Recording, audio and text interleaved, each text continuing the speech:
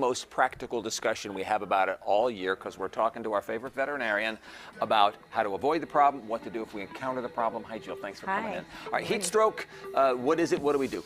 Well, you know, the temperatures are heating up, Right. obviously, and so people don't realize when they put their pets in their vehicle, the vehicle can heat up to almost 200 degrees within 5 minutes. Yeah, no, and we stress it again and again, and Right. yet we will report on this, you know, in the coming weeks and months. So how do we protect our pets, obviously, besides not leaving them in the hot car? Right. We need to be aware Right. of what the symptoms are and what we can do for them if something like this happens. Well, obviously, panting is number one. You know, Yep. you start to see your pet panting, vomiting, diarrhea, lethargic, just laying there, comatose, believe it or not. It can kill your pet really, really quickly. It'll heat up their internal organs and cause organ damage.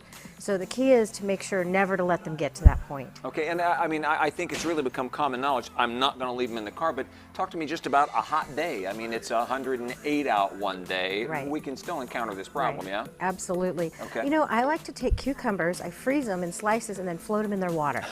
So Okay. it cools the water down just like us. It's really refreshing. It's safe. And it'll keep their core body temperature a little bit cooler as well. I always keep ice packs around. I think that it's important to have them on hand at all times. So, no, I'm going to put that on my doggie if they're You starting can, to show some absolutely. of these symptoms. You certainly can. And You know, I reached over and touched this and went, oh, that's nice and cool. You've got Yeah. this essentially a rice bag. Right. If my dog's exhibiting some symptoms, I can lay them down, put that around their neck, on their right, head. On their, absolutely. Okay. They have these cool little discs too. You could put them in the freezer or the microwave for heating as Okay. well. And then always keep fresh water around. Important. Metal bowls tend to keep the water a little cooler. Okay. And then you can always freeze chicken broth in Kongs and let them yeah. lick it out like an Okay. ice cube as well. You know, so much of this, I'm happy to say, is just common sense. I know you recommend having a thermometer if necessary to take your Absolutely. pet's temperature and, You bet. and make sure you know what you're doing when you do that. Can I ask a related question? I'm always concerned about hot weather and the concrete swarm and doggies' feet on the ground. Right.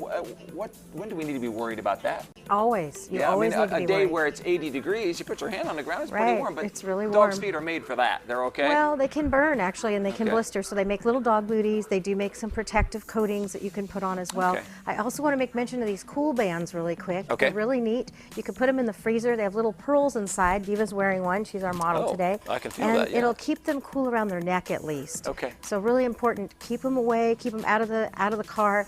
The steering wheel, the baby seats, the dashboard reflect heat and actually will even bring the temperature up hotter. Okay. Don't keep them in crates when they're hot. Great also. advice as always, and thank you for helping us to take care of the pets that we love. Darren Peck, easy segue here. Today's one of those days when we've got to be very, very careful, yeah?